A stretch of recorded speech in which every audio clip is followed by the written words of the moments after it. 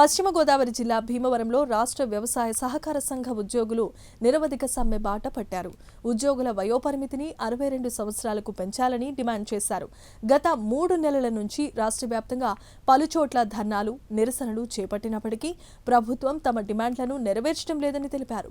ఇప్పటికైనా ప్రభుత్వం స్పందించి తమ డిమాండ్లు నెరవేర్చాలని, లేని పక్షంలో సమ్మెను ఉధృతం చేస్తామని హెచ్చరించారు.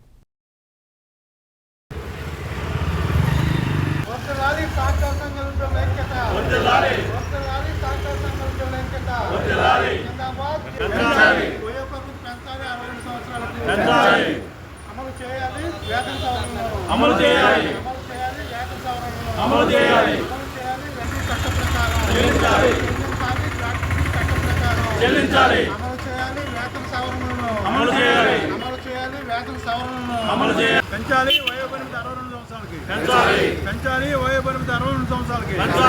We want justice. We want justice. We want justice. We want justice. We want justice. న్యాయమైనవి మా కోరికలు. న్యాయమైనవి మా కోరికలు. న్యాయమైనవి మా కోరికలు. We want justice. We want justice. We want justice. రాష్ట్రంలోని 2051 సహకార సంఘ ఉద్యోగస్తులు గత 3 నెలల నుంచి మా సమస్యల మీద పలు రకాలుగా నిరసన తెలియజేశాం.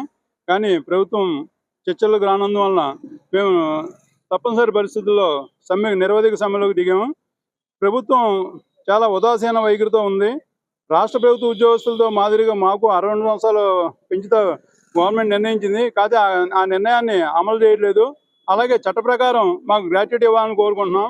గ్రామీణ స్థాయిలో రైతుకి విత్తనం దగ్గర నుంచి ఎరువులు, తర్వాత ఆర్థికంగా రుణాలు ఇచ్చి మేము గ్రామీణ ప్రాంతాల్లో చిన్నకారు రైతులను మేము ఆదుకుంటాం. కానీ ఆ రైతులకు ఇబ్బంది కలిగినా సరే ప్రభుత్వం నిమ్మకు నీరెత్తినట్టు వ్యవహరిస్తుంది. మా సమస్యలు వెంటనే పరిష్కరించి రైతులకి ఇబ్బంది కలగకుండా ప్రభుత్వం చూడాలని, అదే మా సమస్యని వెంటనే చర్యలు తీసుకుని నిర్ణయం తీసుకోవాలని చెప్పేసి కోరుకుంటున్నాం. గ్రామీణ ప్రాంతాల్లో రైతులకు సేవలు అందించేటి సహకార సంఘాల ఉద్యోగుల జీవన విధానం పట్ల ఈ ప్రభుత్వాలు నిర్లక్ష్య వైఖరిని అవలంబిస్తున్నాయి.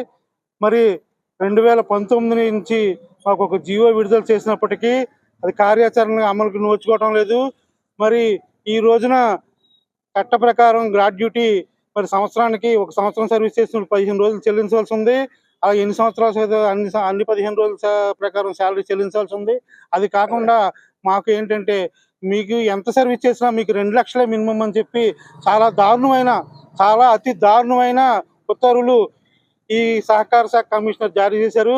2 లక్షలు అంటే మేము 40 సంవత్సరాలు ఉద్యోగం చేసి 2 లక్షల గ్రాడ్యుటీతో మా జీవితాన్ని ఎలా పోషించుకుంటాం, మా జీవిత చర్మాంకం మాకు ఎలా నడుస్తుంది?